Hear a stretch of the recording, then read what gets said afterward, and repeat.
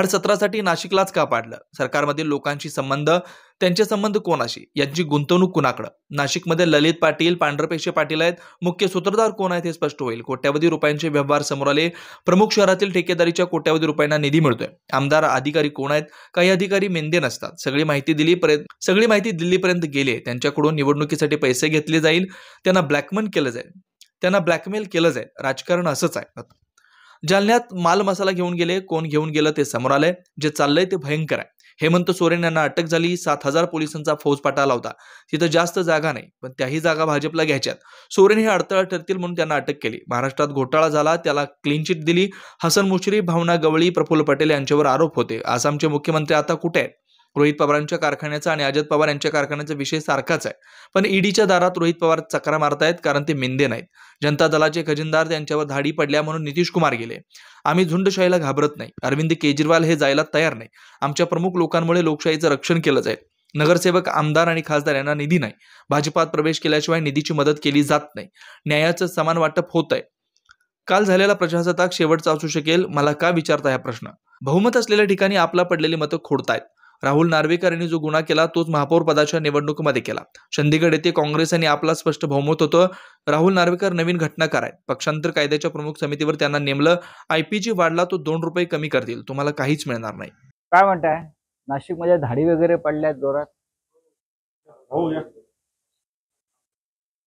नाशिकमध्ये धाडसत्र पडतंय. ठेकेदार, बिल्डर, नाशिकचीच निवड का केली आहे धाडसत्रासाठी? हे जरा संशोधन पत्रकारांनी केलं पाहिजे. हे सगळे ज्यांच्यावर धाडी पडलेले आहेत त्यांचे संबंध सरकारमधल्या कोणाशी आहे? हे कोणाचे फायनान्सर आहेत? त्यांच्याकडे कोणाची गुंतवणूक आहे याचा शोध उच्च पातळीवरून सुरू आहे. गेल्या 1.5 वर्षामध्ये सरकारमध्ये जो मोठ्या प्रमाणात भ्रष्टाचार आणि लुटमार झाली आहे, तो लुटमारीचा पैसा कुठे गुंतवला आहे? मोठ्या प्रमाणात नाशिकमध्ये आहे. नाशिकमध्ये फक्त ललित पाटील नाही, हाय प्रोफाईल पांढरपेशे हे असे ललित पाटील जे आहेत त्यांच्यावर धाडी पडल्या आहेत आणि त्यांची नावं जाहीर करा. हे जे सगळे ठेकेदार आहेत किंवा बिल्डर्स आहेत, हे तुम्हाला त्यांचे मुख्य सूत्रधार कोण आहेत मंत्रालयातले किंवा राजकारणातले हे स्पष्ट होईल. कोट्यावधी रुपयाची माहिती समोर आलेली आहे. अँटी करप्शन विभागाकडे, इन्कम टॅक्सकडे आणि अन्य तपास यंत्रणाकडे. एवढंच सध्या सांगू शकतो.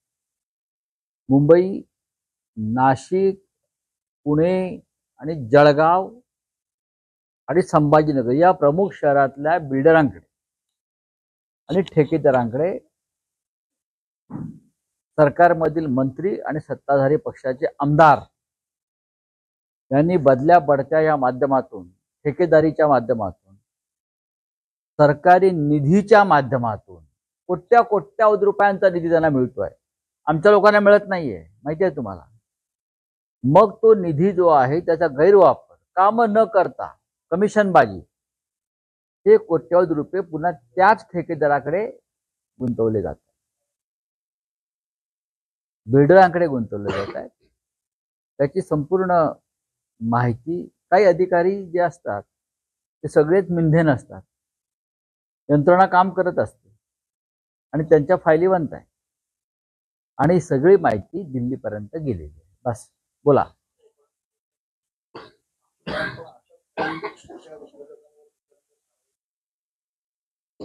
आम्ही प्रस्ताव कशा करता द्यायला पाहिजे?